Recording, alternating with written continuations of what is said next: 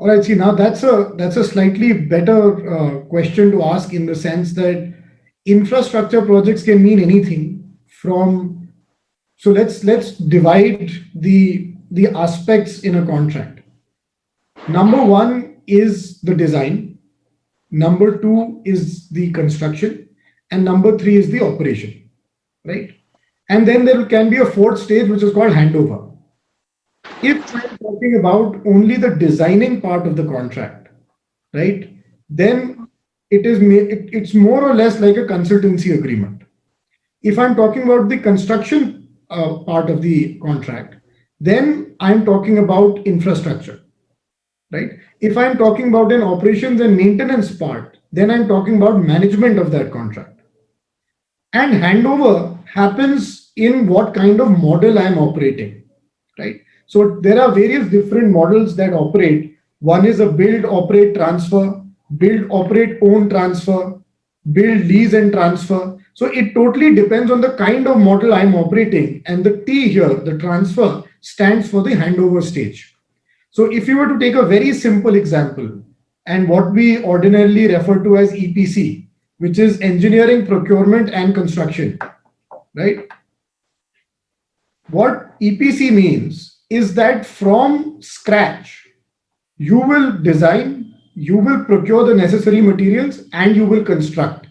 And that is what we refer to as a turnkey project. All right. Now, when we talk about turnkey projects, these days we can call turnkey, anything can be turnkey. But when we talk about turnkey in the real sense of the term, I don't know how many here would be aware with the term greenfield investment and brownfield investment. So in the context of foreign direct investment, when you start a project from scratch, right? Let's assume I'm trying to build a metro line from scratch, right? That will be called a greenfield investment. When I acquire an existing company or an existing factory or an existing business, that is called a brownfield investment, right? So an EPC is traditionally, or more often than not, a turnkey project, because I'm building it from scratch in a greenfield kind of investment. What do we mean by turnkey? I think this is one of the crucial aspects that we tend to miss. It means A, it's a fully functioning facility, B, capable of operating immediately, and C, there are guaranteed standards of success, right? So these three components actually tend to make something turnkey. Construction. The most common used contracts are FIDIC contracts. Yes. But where do we take FIDIC contracts? What are they and why do we use them is something that we'll come to in a later part of this webinar. The first thing that we need to understand is the way these contracts work. So in all of these contracts, there will be somebody issuing a tender, right? There is a project need. Everybody identifies a need. They come out with what is called a DPR, right? A project report, a detailed project report. On the basis of the DPR, tenders are invited, right?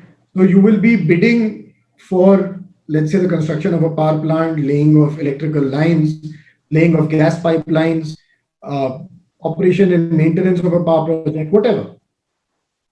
At that tender stage, what you are expected to do is to conduct a survey and give a commercial viability of the project. And on that basis, you submit a bid. Why am I explaining this process to you in detail? Is because it will become relevant for what we'll do when we talk about damages. Thereafter, if you are successful, which is called L1, L2, L3, which is the lowest bid 1, lowest bid 2, lowest bid 3. Most often than not, at least in public sector undertakings, the project is awarded to L1. So you are given this award, thereafter you execute agreements and you start your project. This is the way normally any energy dispute, any energy contract works. So now what I mean by energy here is again the purpose of the contract. So please bear that in mind. I don't mean anything else. What are the scope of, so there's a question which says, what is the scope of concession agreements and EPC contracts? Please remember that a concession agreement is entered into when you enter into a public private partnership, right?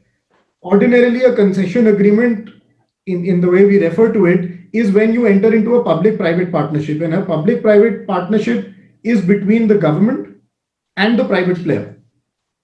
So, and EPC contracts are only procurement contracts in the sense that you only procure and build. You're not taking the risks involved, you're not sharing the risks. All right. So that's a concession agreement.